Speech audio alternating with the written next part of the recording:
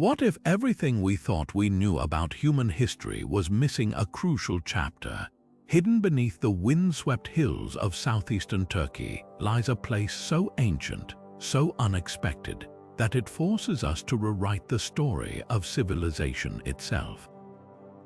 Welcome to Gbekli Tepe, a staggering monument carved from stone over 11,000 years ago, long before the pyramids of Egypt or the first cities of Mesopotamia. This isn't just the oldest temple ever discovered. It's a puzzle wrapped in mystery, a whisper from a forgotten world that predates agriculture, metal tools, even written language. Who built this place? How did they achieve such precision without the technology we assume was necessary? And why, after millennia, does Gbekli Tepe still guard secrets that defy explanation? Picture this: towering limestone pillars, some weighing more than 20 tons, each adorned with intricate carvings of animals, scorpions, foxes, vultures frozen in motion as if alive. These stones were arranged in perfect circles by people who hadn't yet invented the wheel, who hunted and gathered their food, yet somehow summoned the ambition and skill to create something monumental. What compelled them? Was it worship, astronomy, or something we haven't even considered? The more we uncover, the more questions arise. The site was deliberately buried, as if someone wanted to preserve it for future generations or hide it from view. What were they protecting? What knowledge was so important it had to be sealed away beneath the earth? Today, we're peeling back those layers to reveal 25 of Gbekli Tepe's most baffling features, details that challenge our understanding of the ancient world. From eerie acoustic properties that suggest ritual soundscapes to carvings that might encode forgotten myths, each clue pulls us deeper into the enigma. Some researchers believe this place holds the key to humanity's leap from survival to spirituality, while others see hints of a lost culture far more advanced than we ever imagined. One thing's certain: by the time we're done, you'll never look at history the same way again. So let's journey together past the textbook narratives, past what we think we know, and step into the shadow of those towering pillars where the echoes of our ancestors still beckon. The towering pillars of Gbekli Tepe rise from the earth like silent sentinels guarding an ancient secret. But what exactly were they meant to protect or proclaim? For decades, archaeologists have grappled with the site's true purpose. Unlike other ancient ruins, there's no evidence of homes, hearths, or everyday life here. No trash pits, no cooking tools, no signs of permanent settlement. This wasn't a village or a city. It was something far more deliberate. The most widely accepted theory suggests Gbekli Tepe served as a sacred meeting place, a temple where hunter-gatherer clans gathered for rituals we can only guess at. The meticulous carvings of dangerous animals, lions, snakes, wild boars, hint at a spiritual connection to the natural world, perhaps ceremonies to honor the creatures these people relied on for survival. Yet there's a tantalizing twist. Some researchers argue the site might have been more than just a religious center. The arrangement of the pillars aligns with celestial patterns, suggesting early astronomical knowledge. Could these circles have functioned as a primitive observatory, tracking the movements of stars or seasons? Then there's the farming paradox. Gbekli Tepe predates agriculture by thousands of years, yet some carvings depict plants and grains. One provocative theory proposes that this very site might have sparked the agricultural revolution. Imagine this: as people gathered here for rituals, they inadvertently created a need for large-scale food production, setting humanity on the path to farming. Others counter that the site's burial around 8000 BC hints at a darker purpose, a place of final pilgrimage, sealed away after serving its mysterious function. Every layer of excavation deepens the mystery. The lack of residential debris suggests Gbekli Tepe was a destination, not a dwelling, a place people traveled to, maybe across great distances, leaving no trace of their journey. Were these the earliest pilgrims, drawn by a shared belief we've long forgotten? The stones don't speak, but their very silence echoes with questions. What's certain is that this wasn't just a temple or a calendar or a gathering place. It was a catalyst, a spark in the darkness that might have ignited the flame of civilization itself.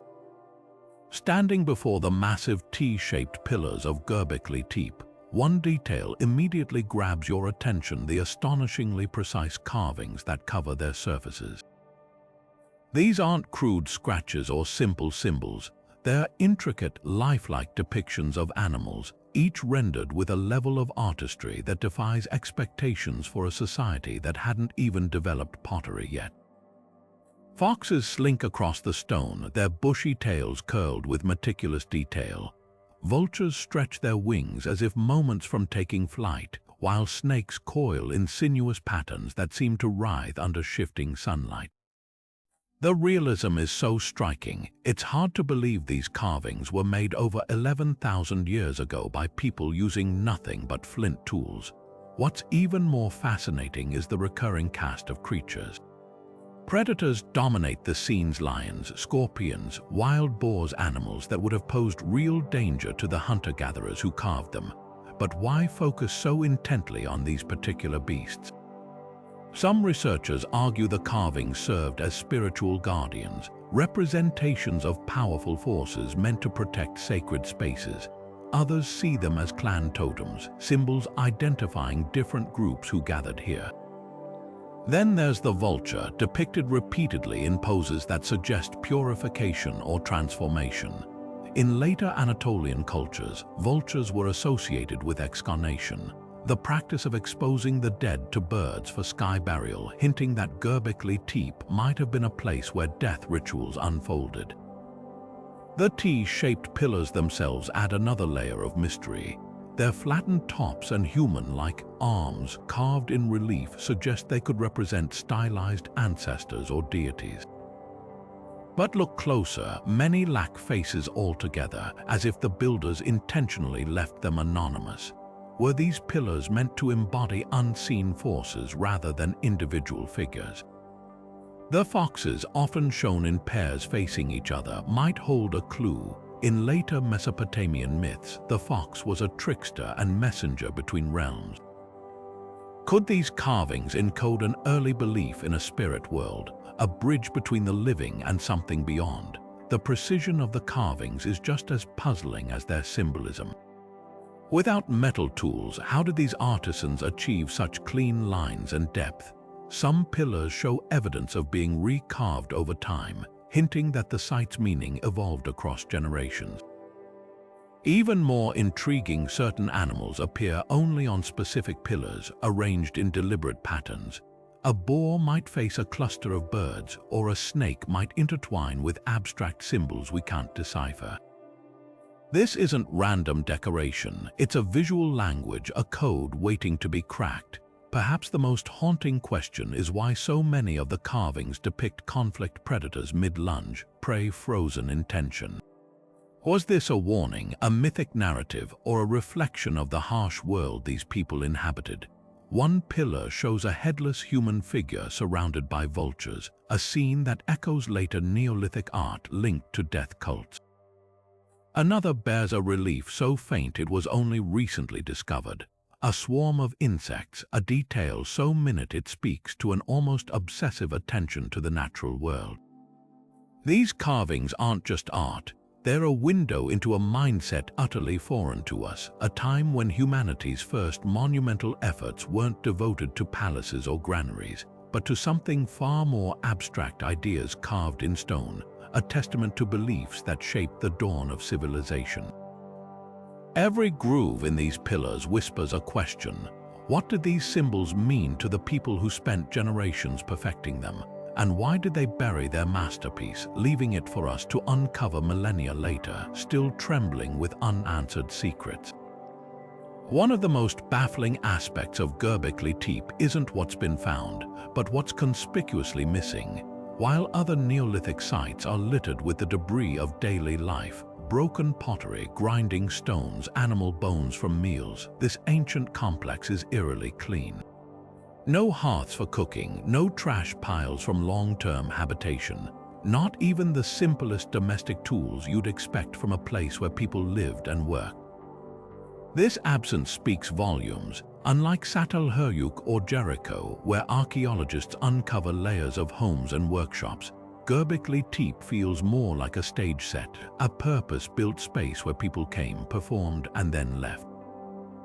The implications are staggering. If no one lived here, how did they construct these massive pillars? The nearest source of limestone is over half a mile away, meaning each multi-ton block was quarried, shaped, and transported without the convenience of a nearby settlement. Some researchers suggest work crews might have camped temporarily during construction, yet there's no trace of their stay. Instead, the site's pristine condition hints at something extraordinary, a place so sacred that everyday life was kept at a distance. Imagine pilgrims traveling for days, even weeks, to reach this remote hilltop, bringing only what they needed for ritual before departing again. The contrast with contemporary sites raises even more questions. At Abu Huraira in Syria, just a few centuries younger than Göbekli Tepe, archaeologists found evidence of year-round habitation: bone needles for sewing, sickles for harvesting wild grains, and pits for food storage. These were people settling down, experimenting with early agriculture. But at Göbekli Tepe, the only tools discovered are flint blades and chisels, specialized instruments for carving stone, not butchering animals or processing plants. This wasn't a community adapting to a new way of life. It was a place frozen in ritual time. Could this absence of domestic clutter mean the site was used seasonally? Some researchers point to the animal carvings. Many depict migratory species like cranes, which appear only at certain times of year. Others propose it functioned as a Neolithic convention center, where scattered hunter-gatherer bands gathered periodically to exchange knowledge, forge alliances, or conduct ceremonies before dispersing again. There's also the unsettling possibility that the site was deliberately kept pure, a taboo zone where ordinary activities were forbidden. The most provocative theory comes from the discovery of large, circular depressions nearby. These could have held temporary structures, maybe tents or reed huts erected during gatherings and then dismantled, leaving no permanent mark. If true, Göbekli Tepe might represent humanity's first experiment in communal living, not as a village but as a sacred meeting ground. The stones weren't just monuments, they were anchors, drawing people together across vast distances for something greater than survival. What's clear is that this wasn't a place where daily life unfolded. The absence of domestic tools isn't an oversight, it's a clue. Whoever built Göbekli Tepe separated the sacred from the mundane with startling intentionality, creating a space where the only traces left behind were meant to endure. Every missing grinding stone, every absent hearth whispers the same question. What happened here that was so important it required a stage emptier than the world around it? At a site so clearly designed for ritual, one glaring absence stands out: where are the dead?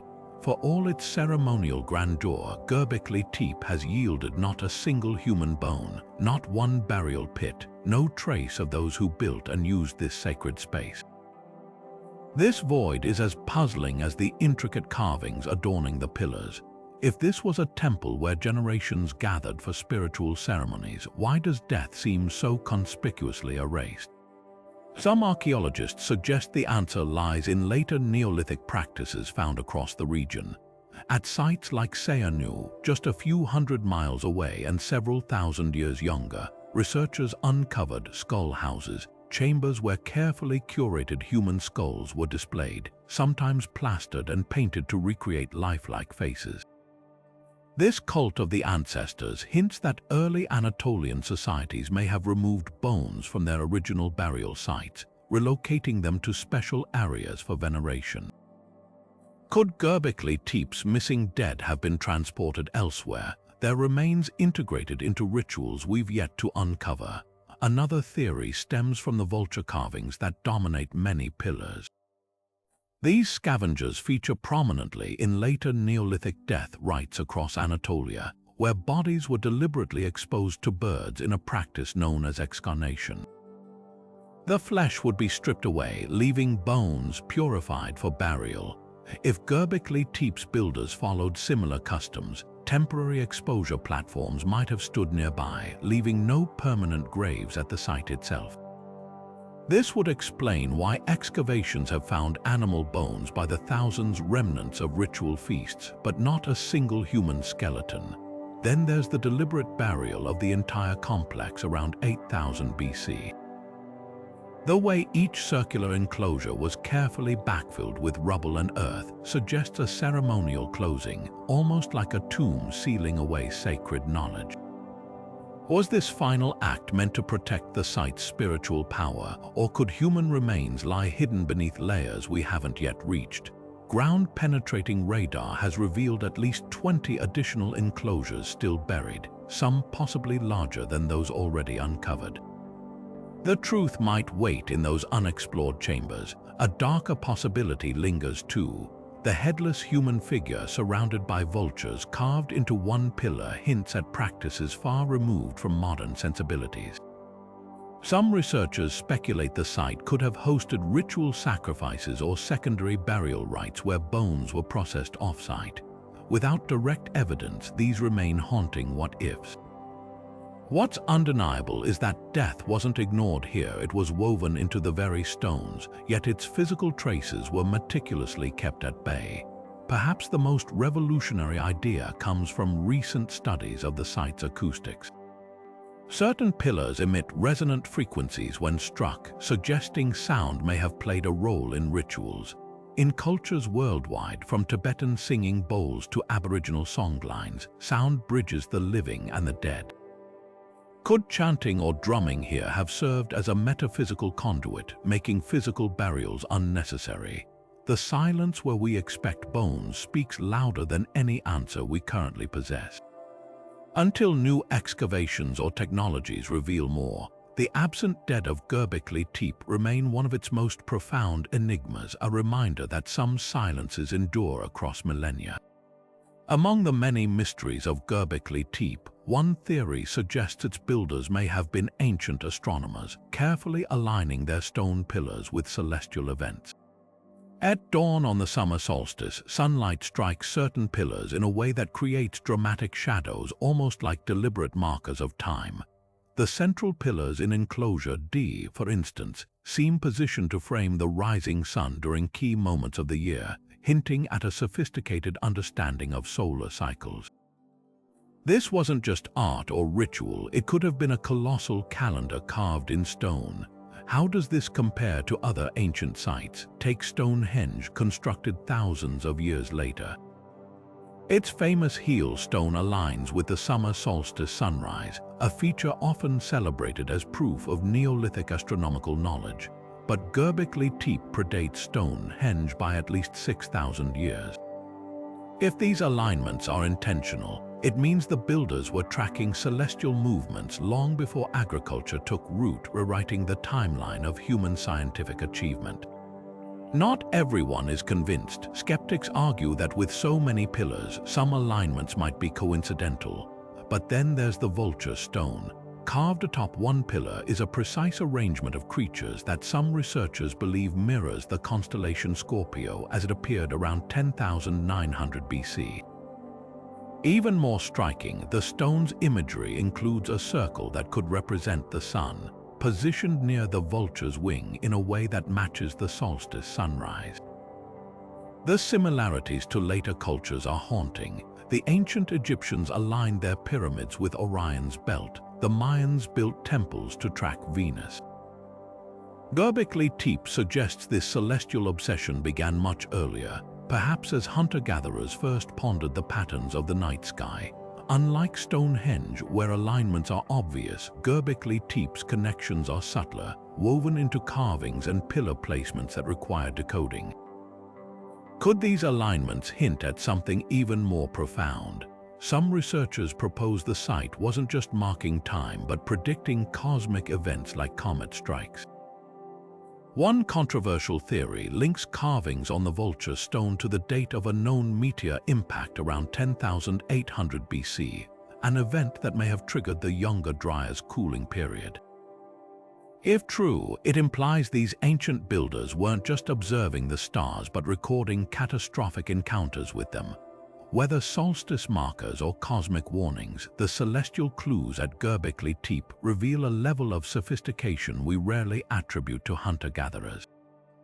This wasn't rudimentary stargazing, it was a system, a language of stone and sky. And if the pillars really do mirror constellations or solar events, they stand as humanity's oldest known attempt to bridge Earth and heavens, a testament to curiosity that transcends time. One of the most deliberate and puzzling acts at Gbekli Tepe wasn't its construction but its intentional burial.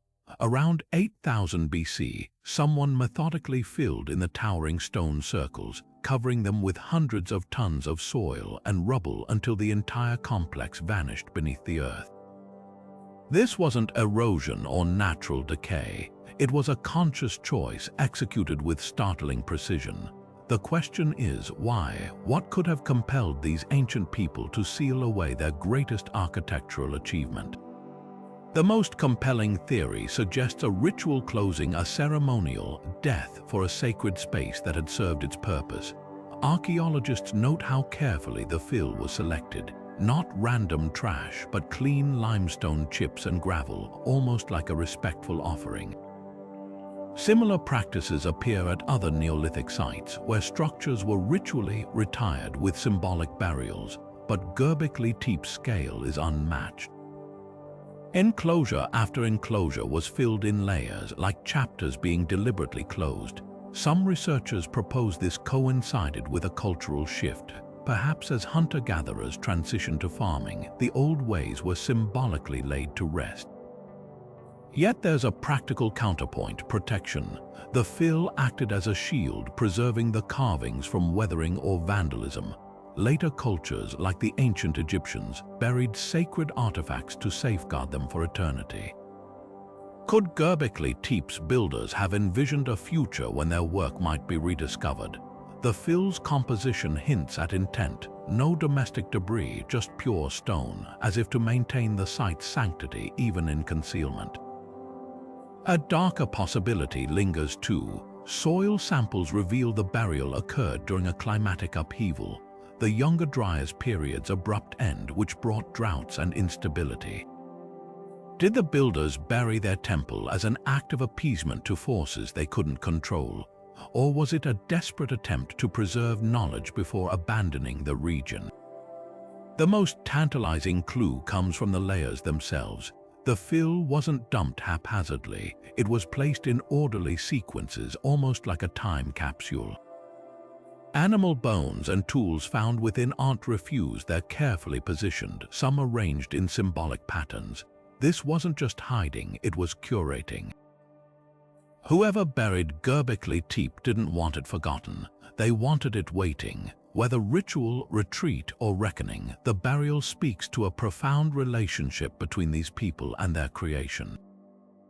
Unlike the ruins of later civilizations left to crumble, Gbekli Tepe was tenderly sealed, as if its builders knew its significance would one day echo across millennia. The stones weren't abandoned, they were entrusted to the earth, a message in a bottle meant for us to find. In a world where ancient sites like Çatalhöyük and Sumer left behind symbols and early forms of writing, Gbekli Tepe stands apart, its pillars covered in carvings, yet devoid of any recognizable script or linguistic symbols. This absence is striking. By 8000 BC, just a few centuries after Gbekli Tepe's burial, humans were already etching proto-cuneiform marks onto clay tablets in Mesopotamia. But here, at the dawn of monumental architecture, there's not a single sign of writing, no tallies, no pictographs, no repeating patterns that hint at language. Instead, the communication is purely visual. Foxes frozen mid-leap, serpents coiled in defiance, vultures with wings outstretched. This raises a profound question. How did these builders coordinate such complex construction without written instructions? The precision of the pillars, each shaped to nearly identical proportions, some weighing over 20 tons, suggests a shared understanding passed down through generations. Perhaps knowledge was transmitted orally, with master craftsmen training apprentices in the exacting techniques required to quarry and carve limestone. Or maybe the carvings themselves served as a nonverbal language, their arrangements conveying meaning to those who knew how to read them. The repetition of certain animals on specific pillars, like the recurring vultures in enclosure D, could have functioned as symbolic shorthand, a way to mark sacred spaces or denote clan affiliations without words. Comparisons to later cultures deepen the mystery. At sites like Vinca in Serbia, contemporary with early Gbekli Tepe, archaeologists found thousands of artifacts inscribed with abstract symbols, possible precursors to writing. Even the cave paintings of Lascaux, thousands of years older, show repetitive motifs that some interpret as narrative or ritualistic, but Gbekli Tepe's carvings resist such interpretation. Their realism is too detailed to be mere decoration, yet too contextual to fit into a standardized symbolic system. A boar on one pillar might face left, on another, its posture shifts as if part of a larger, unfathomable story. The lack of writing here might reflect something deeper than technological limitation.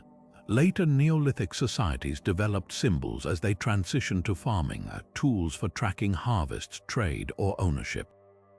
Gbekli Tepe's hunter-gatherer builders, though capable of staggering architectural feats, may have had no need for such records. Their world was immediate, their rituals tied to the land and sky rather than ledgers. The carvings could represent a different kind of knowledge, not transactional but transcendental. Yet one tantalizing exception lurks. Pillar 43, the so-called vulture stone, bears not just animals but abstract shapes, an H-like symbol, a crescent, a disc with curved lines. Are these the first glimmers of symbolic thought or mere artistic flourishes? Without context, they remain as enigmatic as the site itself.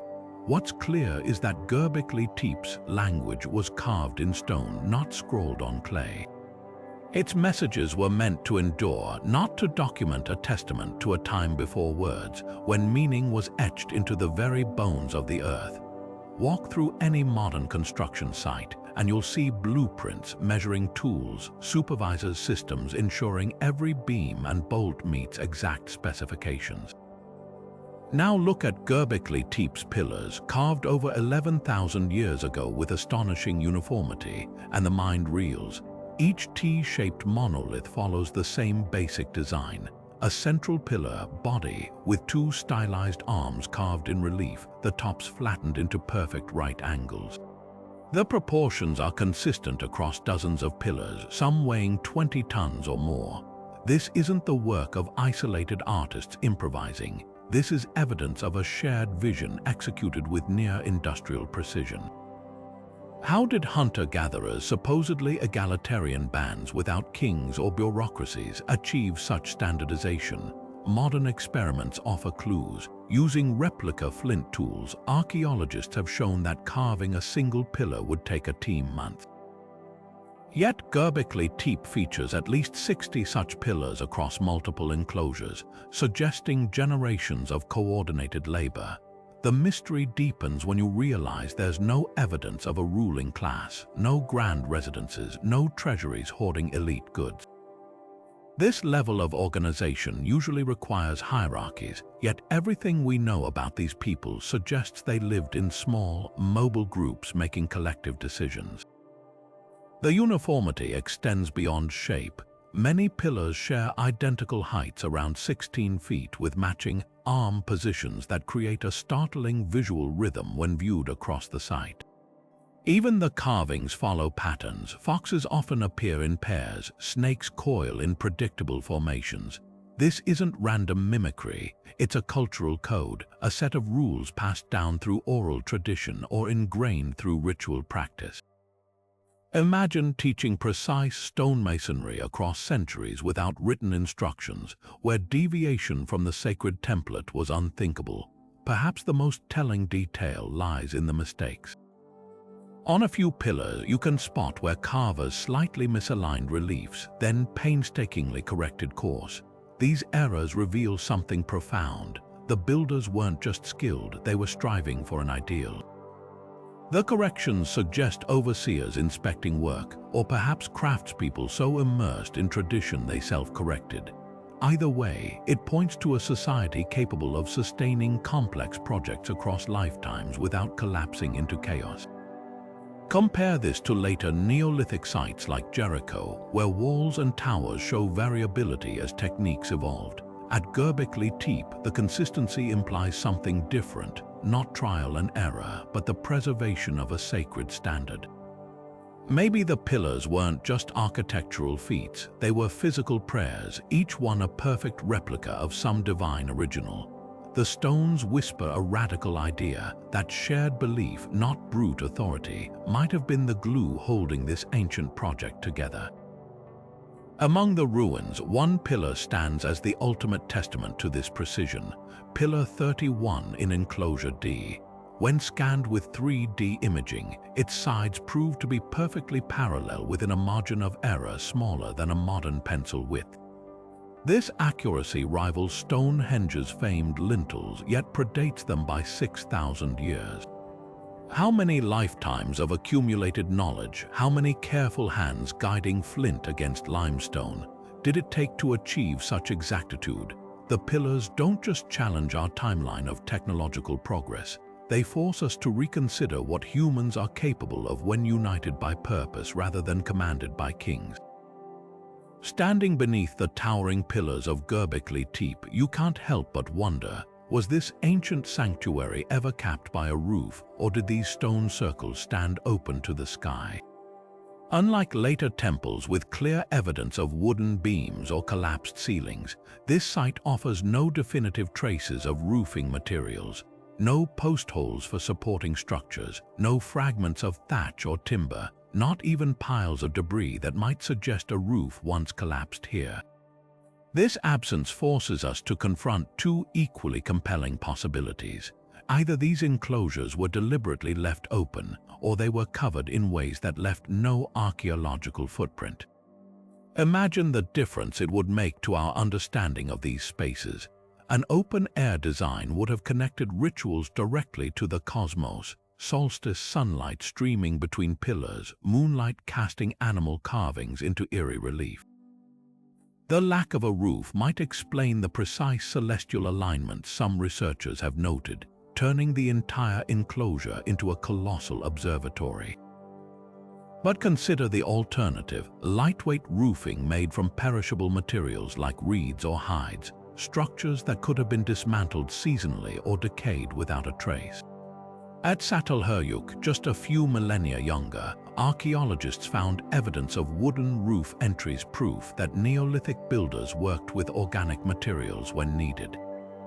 The rituals themselves might hold the answer. If ceremonies involved fire, smoke, or large gatherings, an open design would make practical sense. Some researchers point to the circular depressions found near the enclosures. Could these have held temporary poles for seasonal roofing, like a monumental tent erected only for specific festivals? The carvings offer another clue. Many depict birds in flight, as if the builders wanted to emphasize a connection to the open sky. Yet pillars like those in Enclosure D show weathering patterns that suggest they were exposed to the elements for centuries before burial. Then there's the acoustic angle. Recent studies reveal that certain pillar arrangements create reverberation effects, amplifying voices or drum beats. A roof would have dampened these sounds, while an open design would let them carry across the landscape, potentially signaling gatherings to distant clans. The lack of roofing might not be an oversight but a feature, turning the entire site into a resonance chamber for chants or ceremonies we can only imagine. Compare this to other Neolithic sites like Stonehenge, where the debate over roofing has raged for decades. At least there, the remnants of lintels offer hints. Gbekli Tepe gives us nothing but silence, no beams, no thatch impressions in the soil, no post holes carved into the limestone floors. This absence speaks volumes. Whether open to the stars or shrouded in perishable materials, the choice reflects a deeper intention. These weren't just buildings, but thresholds between worlds, designed to frame the sky or amplify the sacred in ways we're only beginning to grasp. The circular enclosures of Gbekli Tepe don't just defy expectations, they rewrite the blueprint of early human architecture. Arranged in precise concentric rings, these stone circles radiate outward like frozen ripples in time, each one a deliberate echo of the next.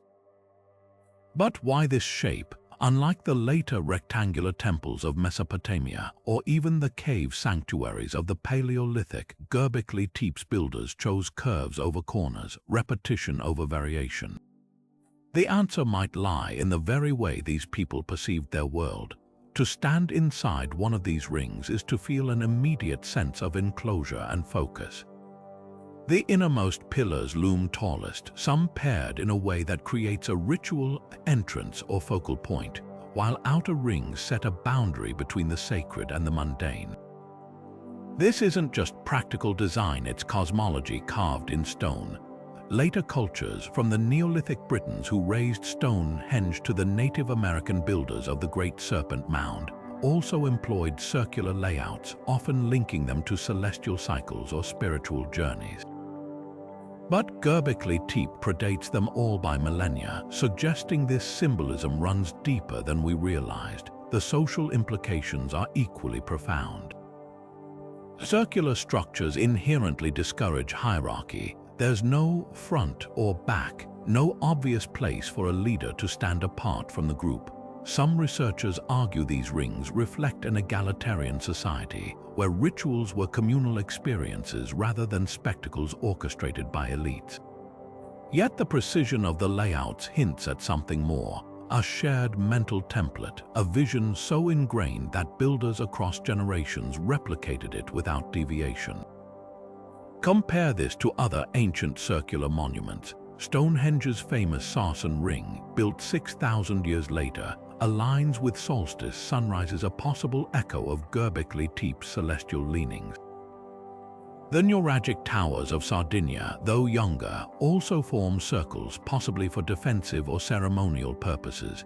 But what sets Gbekli Tepe apart is its layering. At least 20 circles built, used, and then deliberately buried over centuries. Each new ring wasn't a replacement but an addition, as if the act of construction itself held sacred meaning. One tantalizing theory connects these circles to shamanic traditions still found in indigenous cultures today. The concentric design might have represented spiritual journeying, moving inward toward enlightenment or outward to share wisdom. The animal carvings, positioned at specific points in the rings, could mark stages of initiation or mythic narratives played out in physical space. The most puzzling detail: the circles aren't perfect. Ground-penetrating radar reveals slight asymmetries, subtle deviations from true geometric precision. Were these intentional flaws, meant to reflect the imperfections of the natural world? Or do they encode some deeper knowledge, astronomical alignments, acoustic properties, or even maps of forgotten territories? Unlike the rigid grids of later cities, these rings breathe, their curves embracing the landscape rather than conquering it. Perhaps the greatest clue lies in what happened between the circles. Archaeologists have found evidence of feasts, thousands of animal bones, butchered and discarded in ways suggesting communal meals. These weren't silent rituals, they were vibrant gatherings where the rings themselves became stages for storytelling, music, or dance. The layout didn't just shape space, it shaped human interaction, turning strangers into participants, individuals into a community. In the end, the circles of Gbekli Tepe resist simple explanation. They're not just temples or meeting places, they're physical manifestations of a world where earth and sky, human and spirit, were bound together in an unbroken ring. To walk their paths today is to trace the fingerprints of a society that measured progress not in conquests or monuments, but in the shared act of creation, a language of stone and space we're only beginning to decipher. After flourishing for nearly 2,000 years, Gbekli Tepe's story takes a sudden turn, one that ends not with destruction but with quiet abandonment. Around 8000 BC, the last rituals concluded, the final stones were placed, and the site vanished beneath layers of carefully packed earth. What could make a culture walk away from its most sacred space, leaving behind generations of labor and devotion? The answer may lie in the very ground beneath our feet and the skies above. Clues point to a world in upheaval. Geological records from this period reveal a dramatic shift, the end of the Younger Dryas, a 1000-year cold snap that gave way to abrupt warming. Pollen samples near Gbekli Tepe show oak forests replacing grasslands, signaling wetter conditions that would have transformed hunting grounds and migration routes. For people whose rituals were tied to the movements of wild animals, this ecological shift might have disrupted the very foundations of their spiritual practice. Imagine returning year after year to find the herds gone, the landscapes altered, the celestial markers you relied on now out of sync with the seasons. Yet climate alone doesn't explain the meticulous burial. Some researchers propose a cultural revolution, the dawn of agriculture. As humans began domesticating wheat and herding goats nearby, their relationship to the land changed. No longer dependent on wild game, they may have abandoned the old hunter-gatherer gods embodied in Gbekli Tepe's carvings. The site's burial could represent a symbolic farewell to an era when humans saw themselves as part of nature, not its masters. Another layer emerges from the ruins themselves. The latest enclosures show signs of simplification: pillars with fewer carvings, less precision in their alignment. It's as if the meaning behind the rituals was fading even before the final closure. Perhaps younger generations, drawn to new settlements like Çatalhöyük, lost the fervor that drove their ancestors to haul 20-ton stones across the hills. Then there's the haunting possibility of deliberate severance. At other Neolithic sites, archaeologists find evidence of ritual killings, objects smashed or buried to neutralize their power. Could Gbekli Tepe's burial have been a way to contain whatever spiritual force once thrived there? The clean fill, devoid of everyday debris, suggests a ceremony, not a retreat. Whoever sealed these circles may have believed they were locking away something too potent to leave unguarded. The truth likely intertwines all these threads. Climate change eroded the old ways, agriculture offered new ones, and the stones themselves, once vibrant with meaning, became relics of a fading world.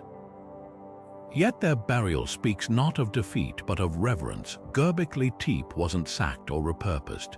It was preserved as if its builders knew that one day someone would dig through the layers and ask, what happened here? The answer remains just beyond reach, etched into the silence between the stones. At the heart of Gbekli Tepe's mystery lies a paradox. How did hunter-gatherers, armed with nothing but flint and determination, carve massive limestone pillars with such precision?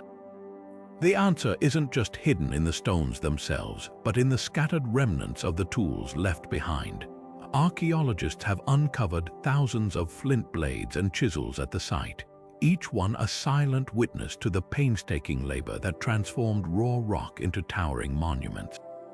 But these aren't crude, makeshift implements. Microscopic analysis reveals edges honed to razor sharpness, capable of scoring limestone with remarkable control. Experimental archaeologists have tried to replicate the process, and the results are both enlightening and humbling. Using replica flint tools, modern craftsmen discovered that carving even a simple relief, like the curved tail of a fox, could take weeks of relentless work. The limestone here is notoriously tough, requiring constant resharpening of tools. A single pillar covered in intricate animal carvings might have demanded months of labor from a dedicated team. Yet Gbekli Tepe boasts dozens of these pillars, each one a testament to patience and skill that borders on obsession. What's even more surprising is the absence of metal tools. By the time the pyramids were built, copper chisels were common, but Gbekli Tepe's builders had no such advantage.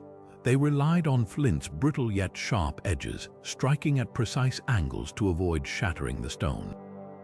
Some researchers suggest they may have used a technique called pecking, repeatedly striking the limestone with harder stones to gradually wear it down. Others point to traces of ochre pigment found in tool marks, hinting that colored powders might have been used to outline designs before carving. The real breakthrough came when teams attempted to move the pillars. Without wheels or draft animals, transport seemed impossible until experiments revealed a simple yet ingenious method: wooden sledges sliding on lubricated log rollers. Wet clay would have reduced friction, allowing teams to haul multi-ton blocks across half a mile of terrain. But here's the catch: this required not just manpower but coordination. Dozens, perhaps hundreds, of people pulling in unison, guided by rhythmic chants or drum beats.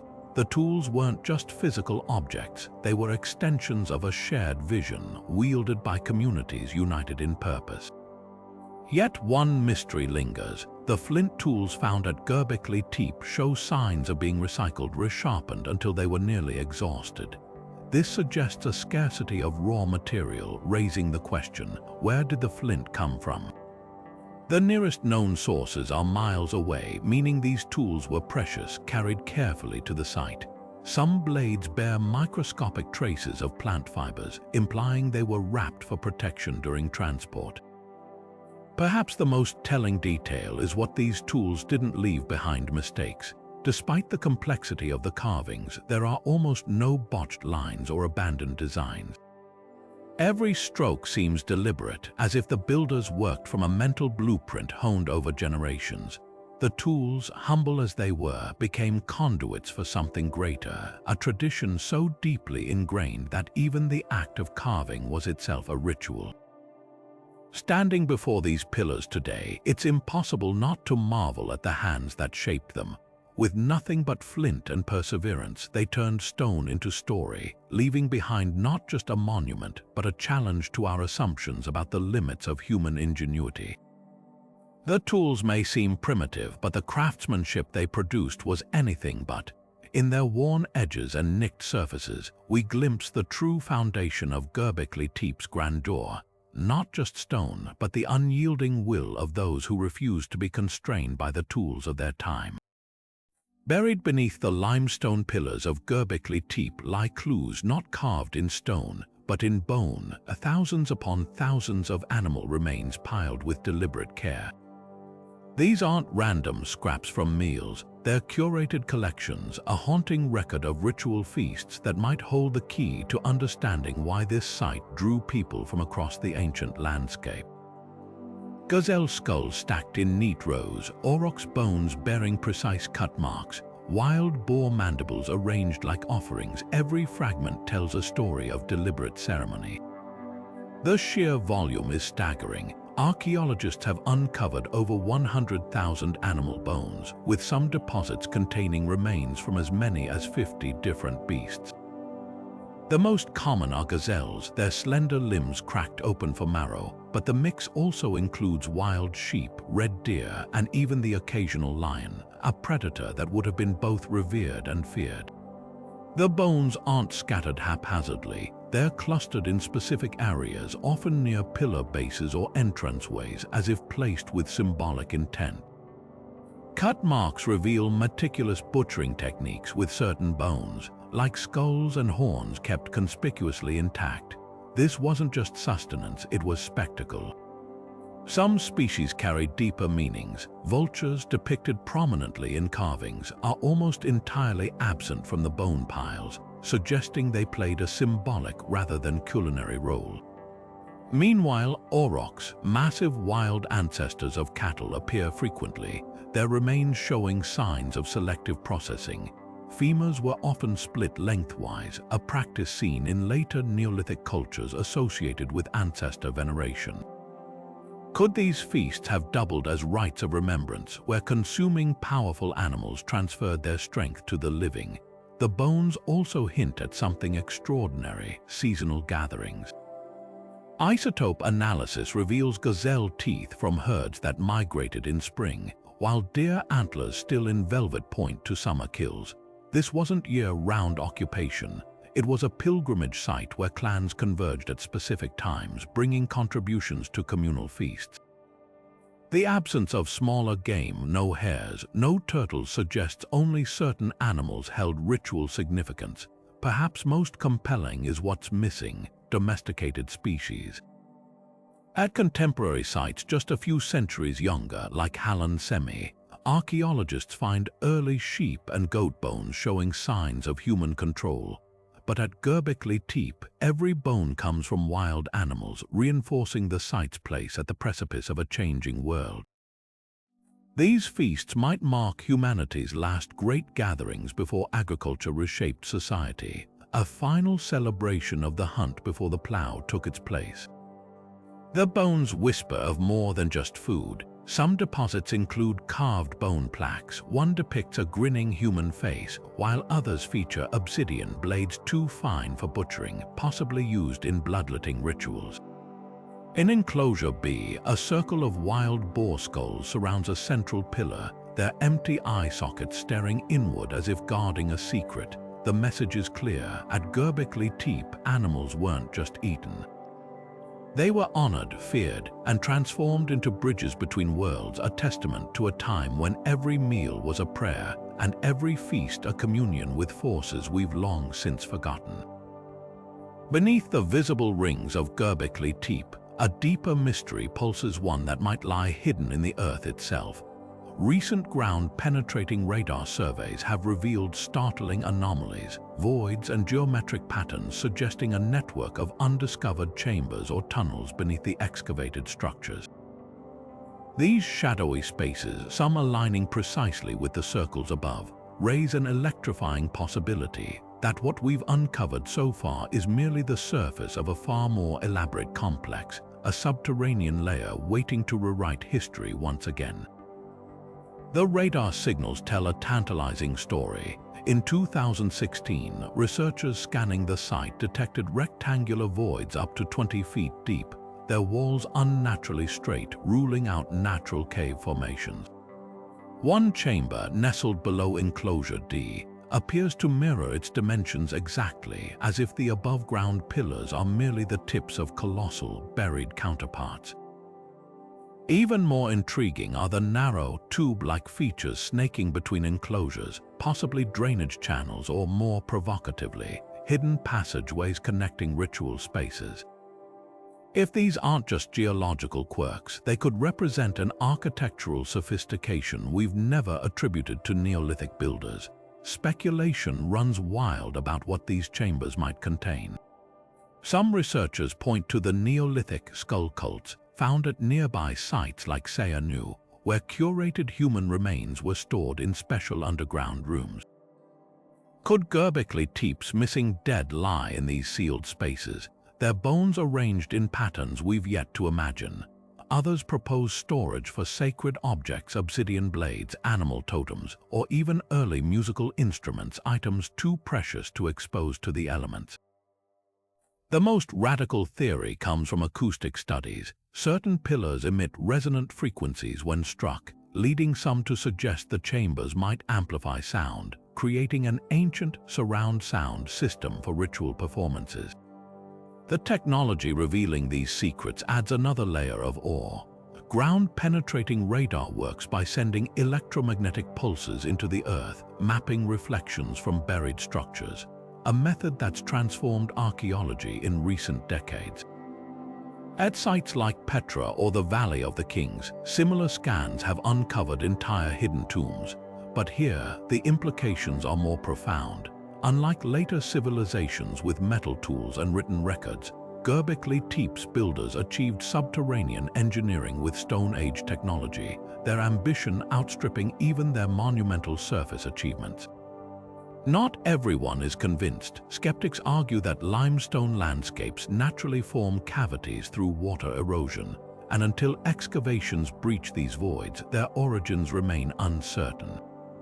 Yet the precision of the anomalies, their alignment with the enclosures, their geometric regularity hints at intentional design.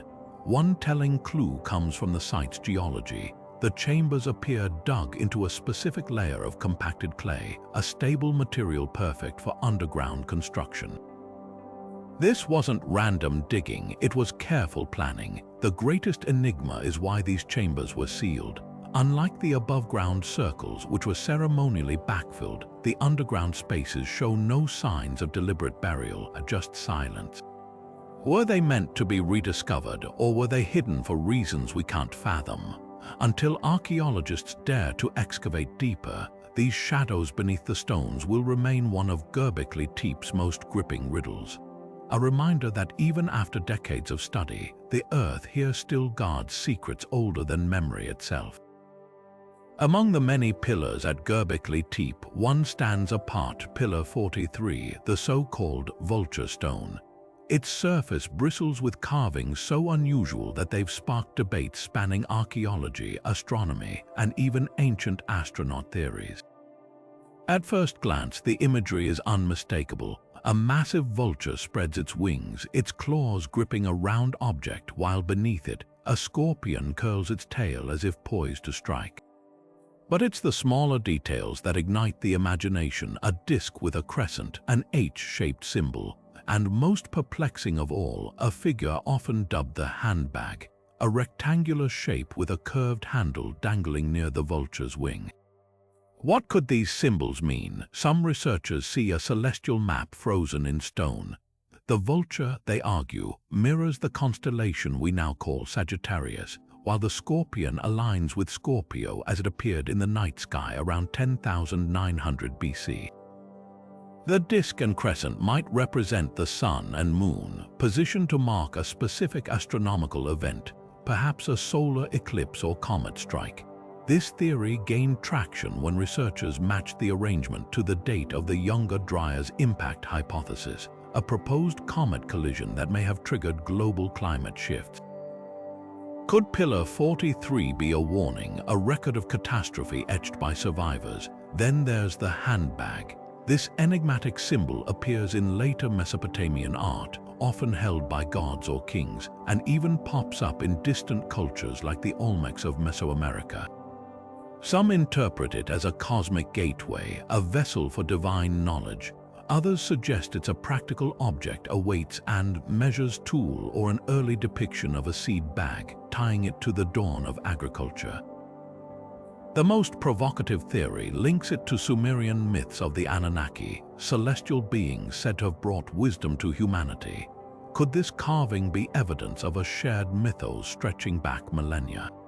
The controversy deepens with the humanoid figures. One headless body floats beneath the vulture's beak, while another, arms outstretched, seems to cradle the handbag. In later Neolithic sites, headless corpses often signify ancestors or sacrificial victims. Here, though, the context is murkier. Are these meant to depict the dead, or could they represent shamans in trance states bridging worlds? The vulture's prominence offers a clue in many early cultures. These birds were seen as psychopomps, guides ferrying souls between realms. What's undeniable is the intentionality behind these carvings. Unlike the naturalistic animal reliefs elsewhere at Gbekli Tepe, Pillar 43's symbols are abstract, almost coded. The H shape, for instance, recurs at other Neolithic sites. Could it signify a meeting of horizons, a sacred boundary? Even the scorpion's placement feels deliberate, its tail pointing to the disk as if connecting land and sky. Perhaps the stone's true power lies in its ambiguity. It refuses to fit neatly into any single interpretation, instead inviting us to consider a world where myth, astronomy, and survival were woven together. Every line on this pillar seems to ask, what did the sky mean to people who hadn't yet built cities? How did they process the unseen forces that shaped their lives? The answers, if they exist, remain locked in the limestone, waiting for the right key to turn. In a world where ancient monuments often doubled as fortresses, think of Mycenae's thick walls or the cliffside defenses of Masada, the complete absence of defensive structures at Gbekli Tepe is startling. No ramparts, no guard towers, not even a simple palisade to ward off intruders. This wasn't just oversight, it was a deliberate choice, one that forces us to rethink the very nature of this sacred space.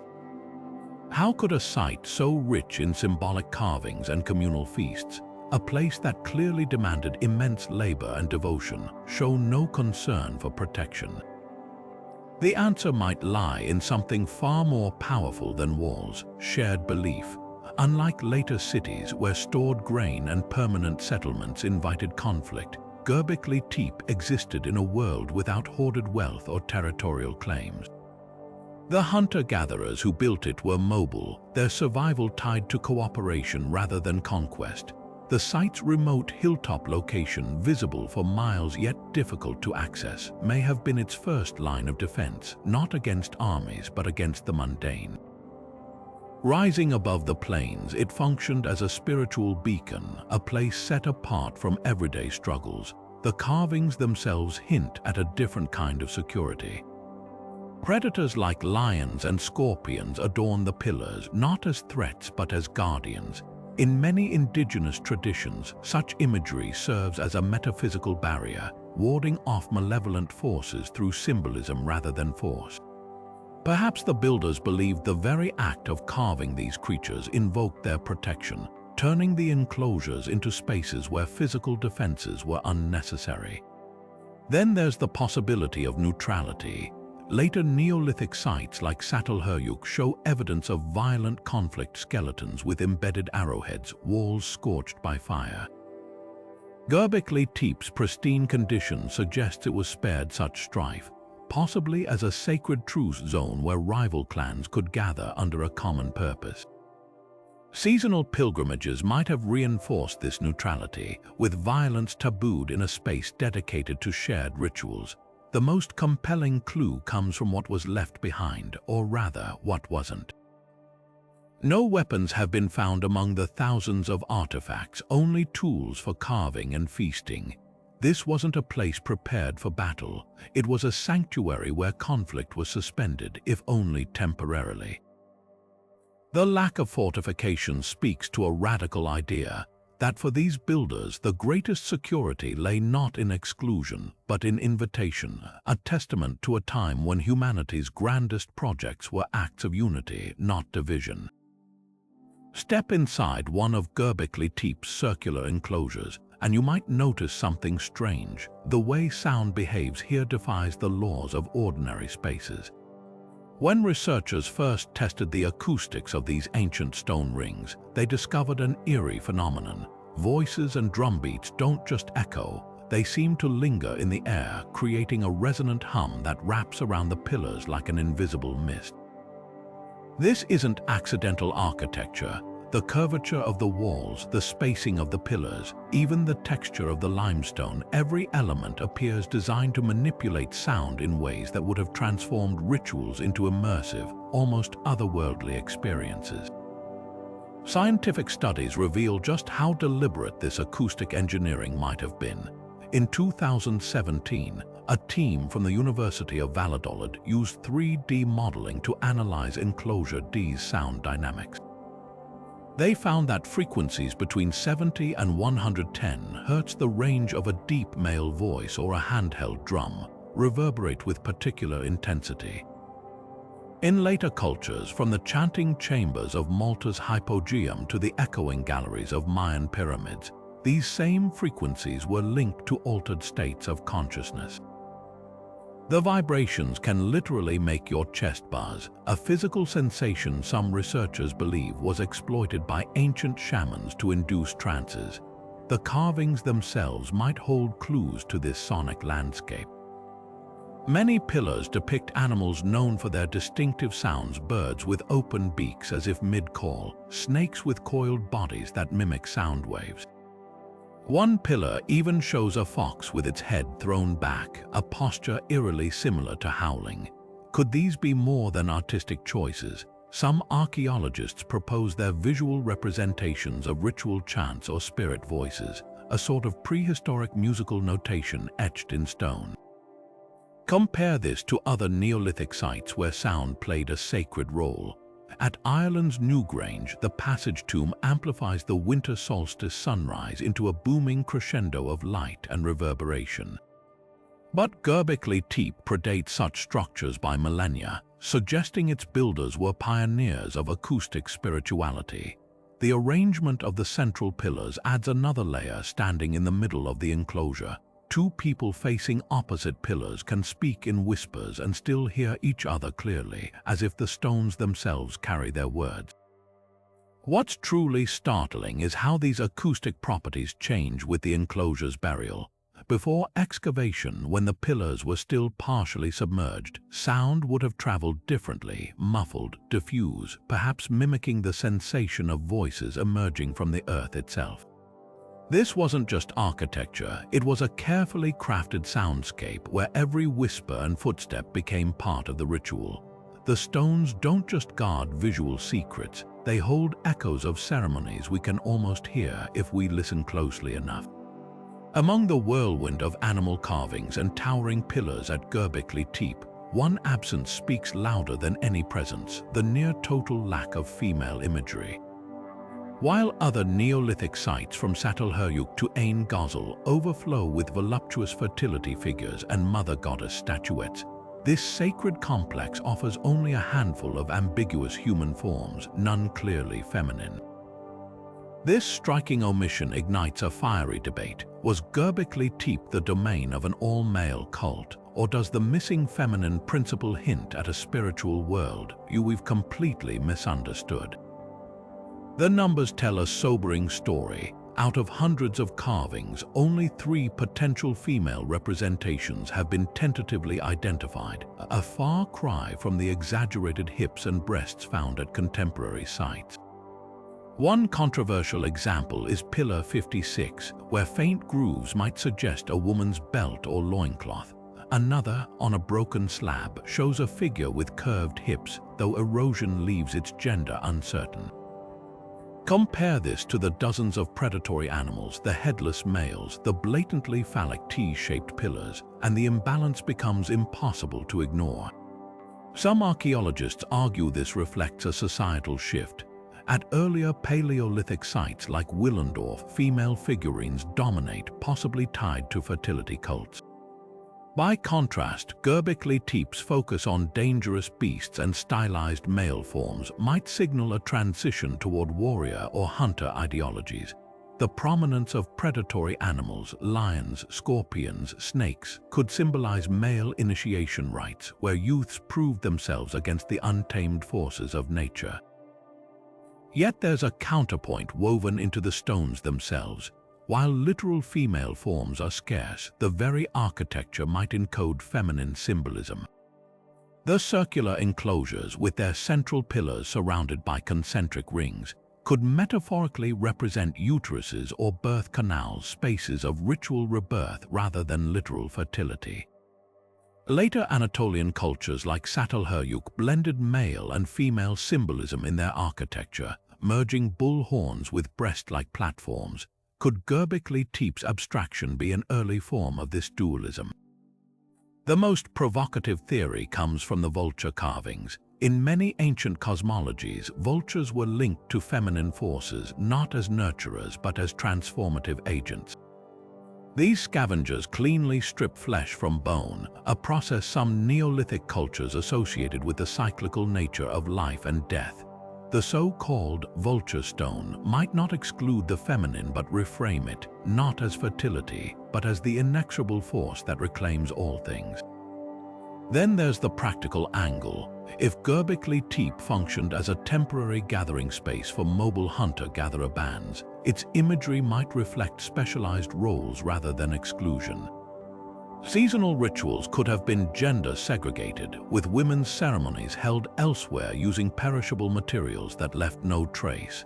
At Çatalhöyük, murals show men and women participating in separate but equally vital rites, a balance that might have existed at Gbekli Tepe in ways archaeology can't yet see.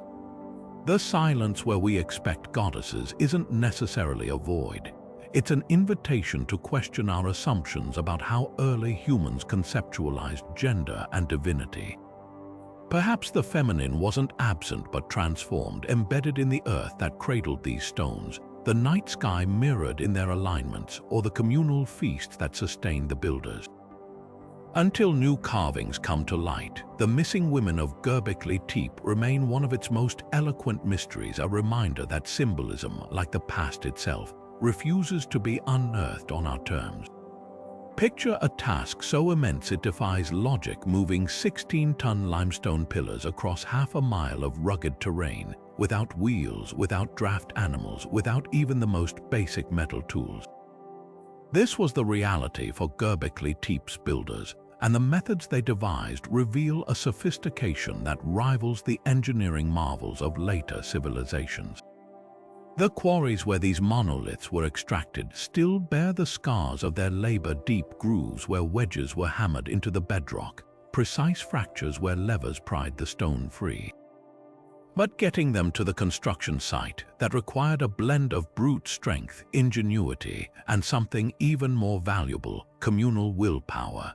One prevailing theory involves wooden sledges gliding on log rollers, a technique later used by the Egyptians to transport obelisks.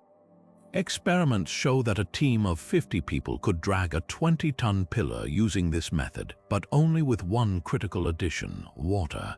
By wetting the path ahead, workers created a slick layer of mud that dramatically reduced friction. Archaeologists have found traces of this very practice near Gbekli Tepe smooth, compacted tracks where repeated dragging wore grooves into the earth. The logistics would have been staggering. Teams needed to continuously reposition the rollers from back to front, maintaining momentum while navigating uneven ground. Imagine the coordination, chants or drumbeats keeping rhythm, overseers directing shifts in direction, log carriers sprinting ahead to prepare the next section of track. Then there's the ramp hypothesis. The site's hilltop location would have required ascending slopes, prompting some researchers to propose earthen ramps reinforced with timber. While no direct evidence survives organic materials decay over millennia, the strategic placement of quarries on gentle inclines supports this idea. A ramp system could explain how pillars were raised upright too. By slowly backfilling trenches around the bases, workers might have walked the stones into position using ropes, a technique documented in Polynesian megalithic cultures. But the most radical insight comes from the pillars themselves. Many display a peculiar feature: shallow notches carved near their bases. Initially dismissed as decorative, these grooves might have served as anchor points for ropes, allowing teams to pivot the pillars during placement. Recent tests show that notched stones require 30% less force to maneuver, a potential game changer for precision alignment. The true marvel isn't just the physics, it's the sociology. Moving these pillars wasn't a one-time event but a generational undertaking, suggesting a society capable of sustained collaboration without centralized authority. Unlike the pyramid builders of Egypt who worked under the lash of pharaohs, Gbekli Tepe's laborers likely came together voluntarily, united by shared belief. The absence of defensive walls speaks volumes. This wasn't a culture that coerced, it inspired. Could sound have played a role? Certain pillar arrangements amplify rhythmic noises, raising the possibility that chants or drumbeats synchronized efforts. In Madagascar today, communities moving massive stones still use harmonic chanting to coordinate lifts, a tradition that might echo prehistoric practices. Every solution, rollers, ramps, notches, reflects not just technical skill but a profound understanding of human potential. What lingers in the quarries today are the unfinished pillars, stones partially carved, abandoned mid-process. These aren't failures, they're time capsules. One colossal block, still attached to bedrock, shows where workers suddenly stopped, their tools frozen in the act. Whether they were interrupted by a changing climate or shifting priorities, these fragments remind us that Gbekli Tepe wasn't built by gods or giants, but by people who looked at a 16-ton stone and saw not an obstacle, but an invitation to transcend it. Rising from the plains between the Tigris and Euphrates rivers, Gbekli Tepe stands at the heart of a landscape some believe inspired humanity's oldest myth, the Garden of Eden. The parallels are uncanny. Ancient Sumerian texts describe a sacred garden where the gods created the first humans, a paradise watered by 4 rivers, 2 of which match the Tigris and Euphrates. Gbekli Tepe's hilltop vantage overlooks this very confluence, its stone circles emerging from the earth like the ruins of a forgotten Genesis. Could this site, older than writing itself, have seeded stories passed down through millennia, morphing into the Eden we recognize today? The Genesis account describes Eden as a place where humans walked with divine beings before a fall from grace. Intriguingly, Gbekli Tepe's burial around 8000 BC coincides with the dawn of agriculture, a transition often framed in myth as a loss of innocence. The Bible's cherubim guarding Eden with flaming swords find eerie counterparts in the site's carved predators, their teeth bared as if warding off trespassers. Even the geography aligns. Genesis mentions Eden's land of Havilah, rich in gold and bdellium resources found in the surrounding Taurus Mountains. Delving deeper, the parallels multiply. The Epic of Gilgamesh, inscribed 2,000 years after Gbekli Tepe's burial, speaks of a primordial meeting place where gods and heroes gathered beneath a sacred cedar tree. The site's T-shaped pillars, some argue, resemble stylized trees, their branches framing the heavens. Then there's the serpent, a prominent motif at Gbekli Tepe. The snake slithers through Eden's story as the tempter, yet in older Mesopotamian myths, serpents were symbols of wisdom and renewal.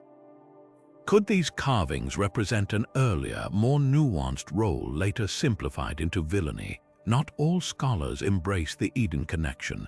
Critics point out that flood myths, not garden tales, dominate regional lore from this era. Yet the act of burying Gbekli Tepe mirrors the expulsion from paradise, a deliberate sealing away of something once accessible. The site's enclosures, with their concentric rings, even evoke the biblical description of Eden's concentric zones, the garden, the land around it, and the world beyond. Perhaps the most haunting echo lies in the site's abandonment. As agriculture spread, the hunter-gatherer way of life symbolized by Gbekli Tepe's carvings faded a fall from one existence into another. The stones don't just predate Eden's myth, they stand as silent witnesses to the moment humanity's relationship with nature shifted forever, a transformation so profound it reverberated through stories for thousands of years. Whether blueprint or coincidence, the link lingers, a testament to how deeply place and memory intertwine in the human imagination. In the heart of Gbekli Tepe's stone circles lies a secret modern architects would struggle to replicate, a geometric precision so exact it borders on the supernatural. The enclosures aren't haphazard arrangements. They're near-perfect ovals and circles, their pillars spaced with mathematical consistency across multiple construction phases spanning centuries. Measuring these layouts reveals deviations of less than 1%, a level of accuracy unmatched until the pyramids of Egypt, built 6,000 years later. How did hunter-gatherers, without rulers or written calculations, achieve such flawless symmetry? The answer may lie in a technology far simpler than we imagine: rope and memory. Archaeologists experimenting with replica Neolithic tools discovered that basic cordage could solve the mystery. By anchoring a central post and stretching a rope to trace a circumference, builders might have marked the enclosure's boundaries with startling accuracy.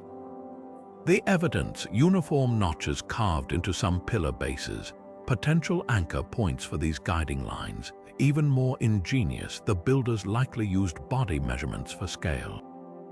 The average distance between pillars often matches multiples of a forearm's length or stride, suggesting standardized units based on human anatomy. Yet the sophistication runs deeper. Some circles exhibit advanced geometric relationships. Their diameters correspond to the heights of central pillars in precise ratios, echoing later Pythagorean principles. Enclosure D's layout forms a near-perfect equilateral triangle when lines connect its 3 central monoliths, a shape impossible to achieve without deliberate planning. This isn't accidental geometry. It's encoded knowledge passed through generations, likely via oral tradition and ritual practice. Compare this to contemporary sites like Jericho, where walls zigzag without concern for symmetry.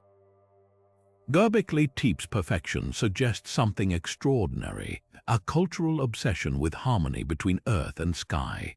The circles mirror celestial patterns, their curves reflecting the horizon's arc as if stone and cosmos were locked in silent dialogue. The builders didn't just measure space, they ritualized it, turning mathematics into a sacred language. One pillar's carving might hold the key, a serpent coiled in a spiral, its body forming a Fibonacci-like sequence. Natural formations like nautilus shells exhibit similar patterns, hinting that the builders observed mathematical principles in nature long before formalizing them. This intuitive grasp of geometry challenges our assumptions about primitive minds. Perhaps precision wasn't just practical, it was spiritual, a way to manifest cosmic order in limestone. The greatest testament to their skill, consistency. Despite centuries separating construction phases, later circles replicate earlier layouts with near-identical proportions. This implies not just technical skill, but a shared vision preserved across generations without blueprints. In a world before writing, memory became the ultimate tool. Chants, dances, or stories embedding geometric truths into collective consciousness. Today, laser scans reveal what the naked eye can't: microscopic chisel marks showing adjustments made mid-carving to correct alignment. These weren't perfect beings, but humans who learned through trial and error, refining techniques over lifetimes. Their legacy isn't just stone. It's proof that precision predates civilization, etched into the earth by hands that understood the universe's hidden rules long before we gave them names. Amid the snarling predators and soaring birds carved into Göbekli Tepe's pillars, a quieter but no less revolutionary story unfolds, one that might rewrite the timeline of animal domestication.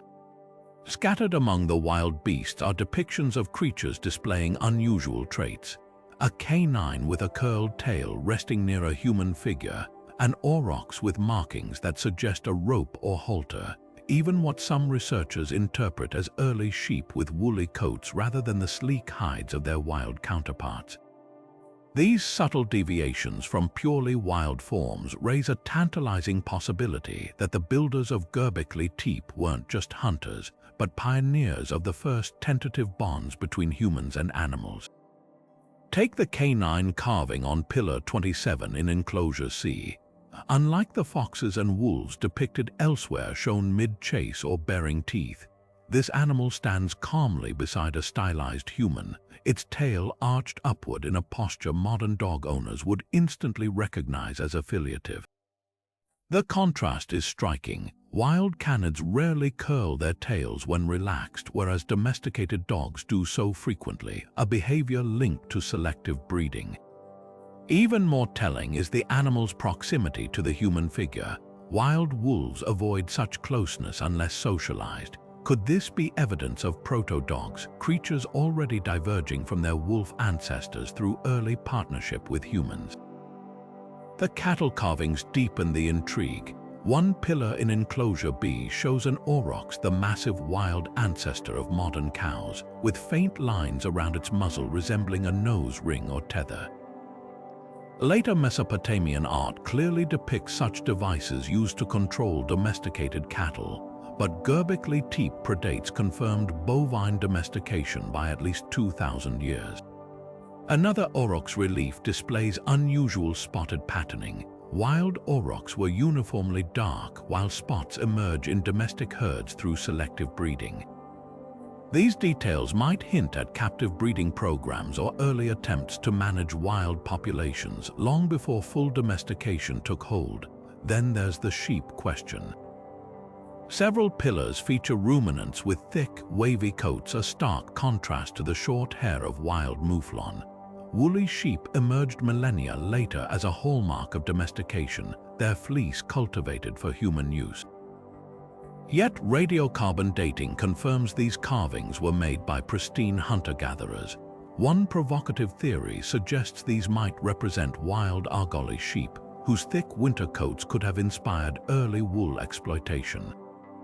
Alternatively, they could signal the first steps toward controlled breeding, with humans favoring animals carrying genetic mutations for denser hair.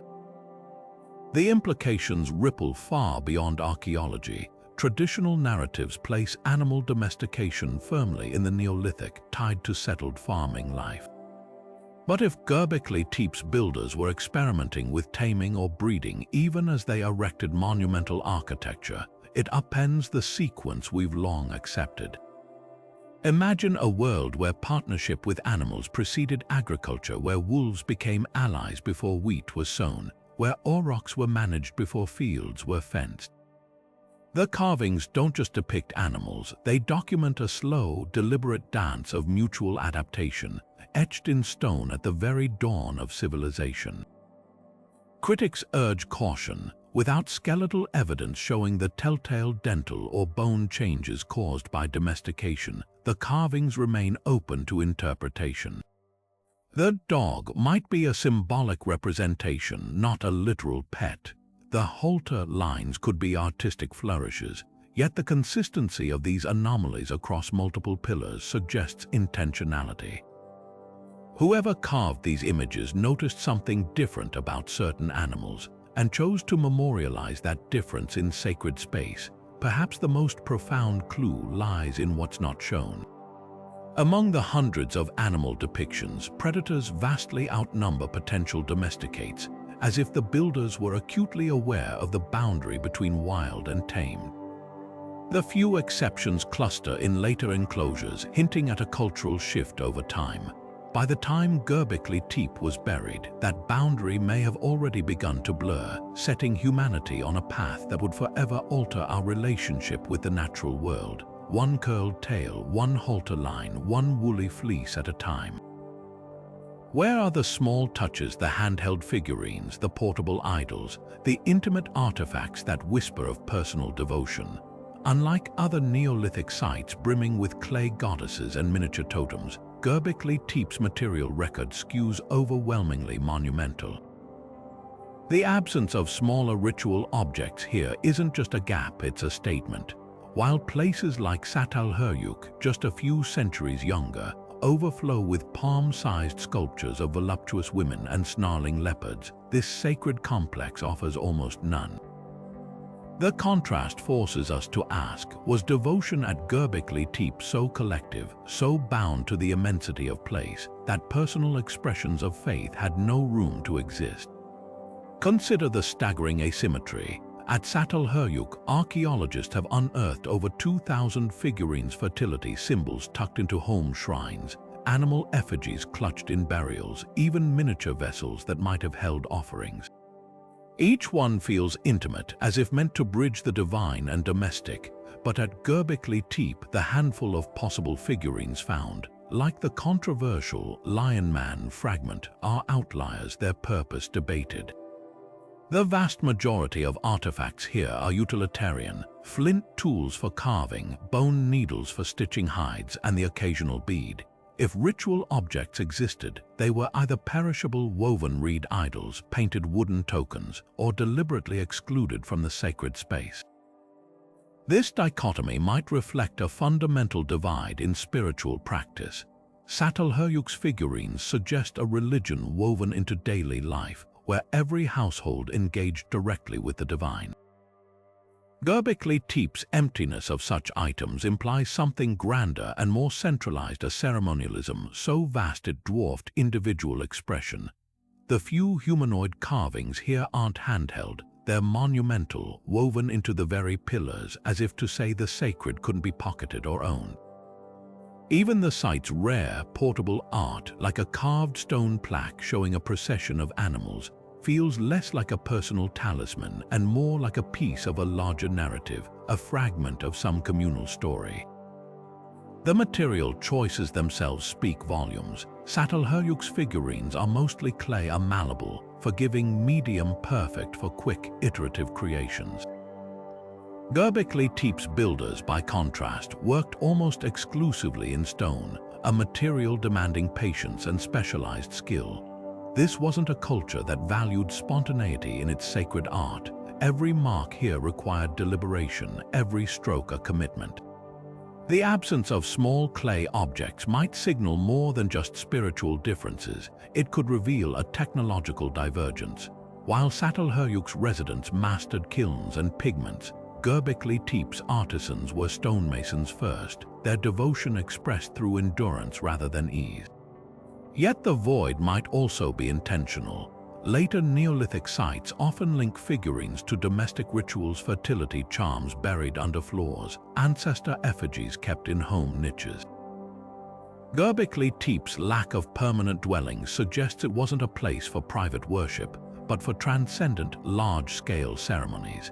Any personal votives brought here may have been removed after rituals, leaving only the eternal stones as witnesses. Alternatively, the builders might have viewed small idols as inadequate, even sacrilegious, in a space designed to humble humanity before forces far greater than themselves. The silence of the small speaks loudly.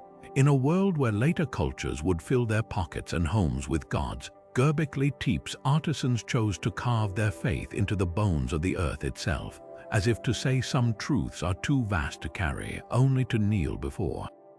Walk among the pillars of Gbekli Tepe, and you'll notice something the untrained eye might miss: subtle scars in the limestone where ancient hands repaired their sacred work. These aren't accidental chips or weathering, they're deliberate interventions, patches carved to fix cracks or reshape damaged reliefs. One pillar in enclosure C bears a particularly telling mark: a serpent's body recarved to bridge a fracture, its coils slightly misaligned where the original broke.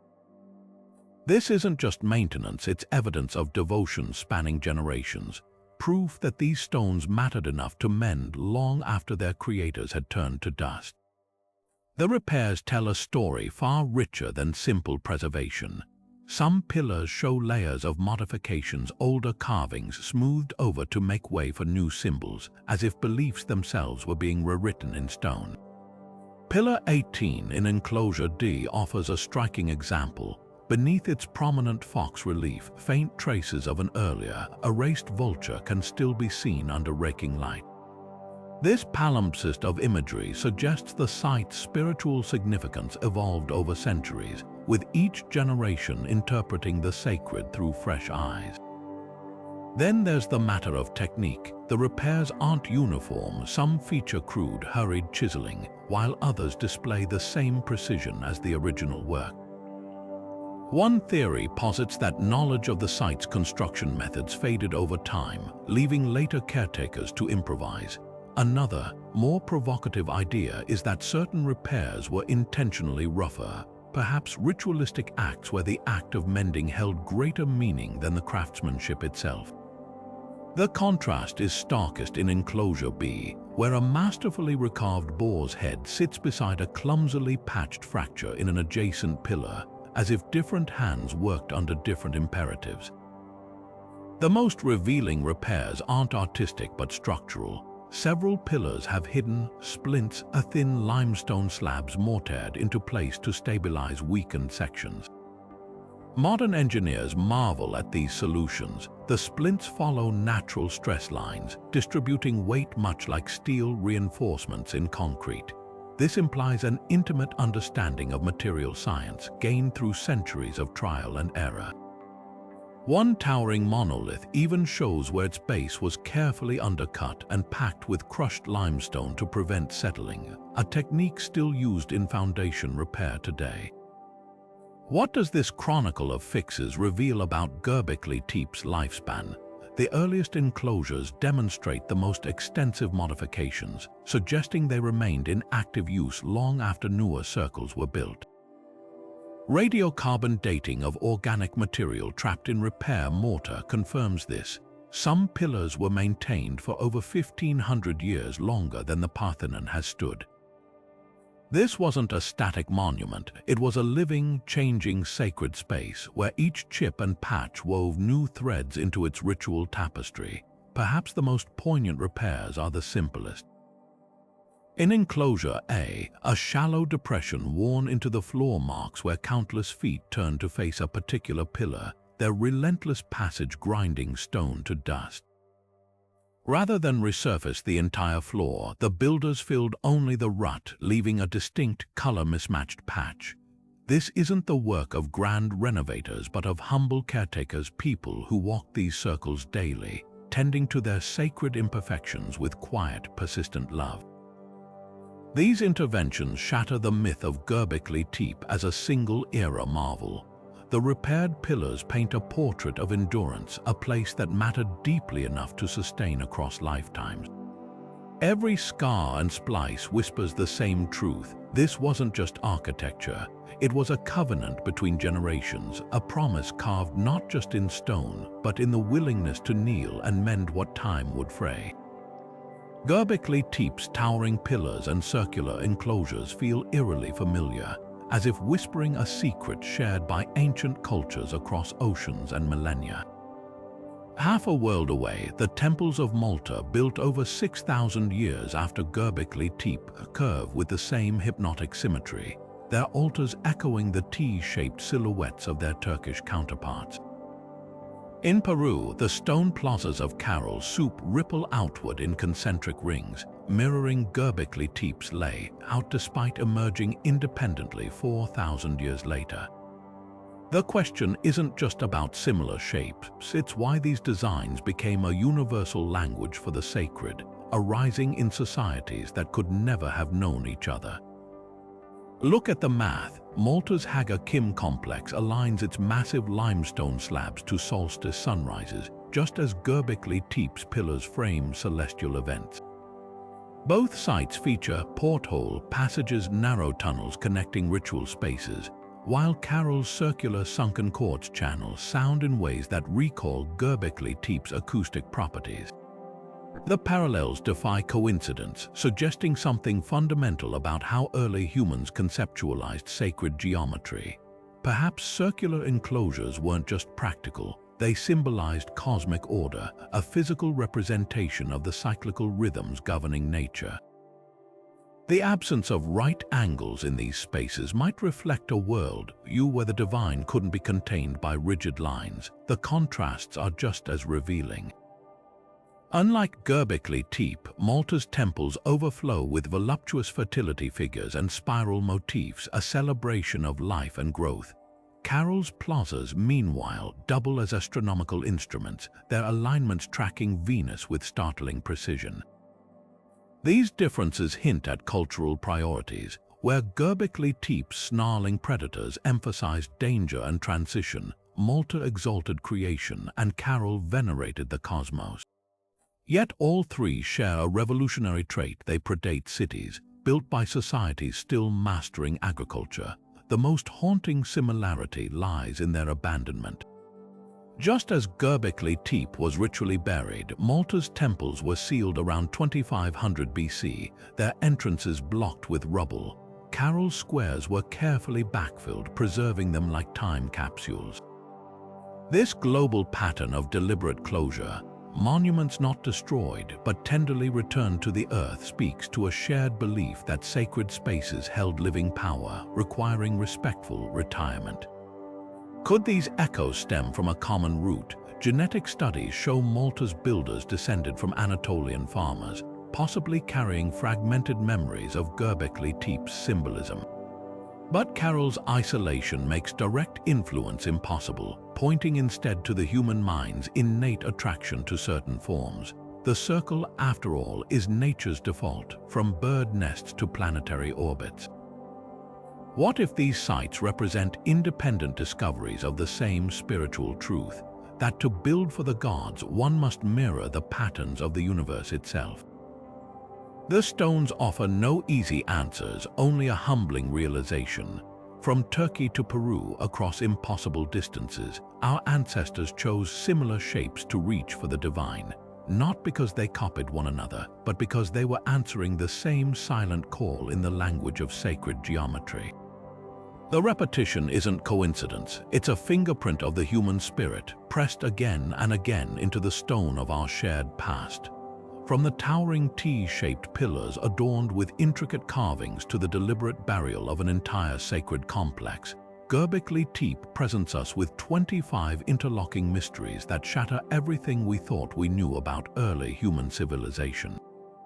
Consider the paradox of hunter-gatherers quarrying and transporting 16-ton limestone blocks without wheels or metal tools, then arranging them with geometric precision rivaling modern engineering. Ponder the eerie absence of domestic life amid staggering architectural ambition, the celestial alignments carved into stone millennia before Stonehenge, and the haunting soundscapes engineered into the very walls. Why depict predators like lions and scorpions with such reverence?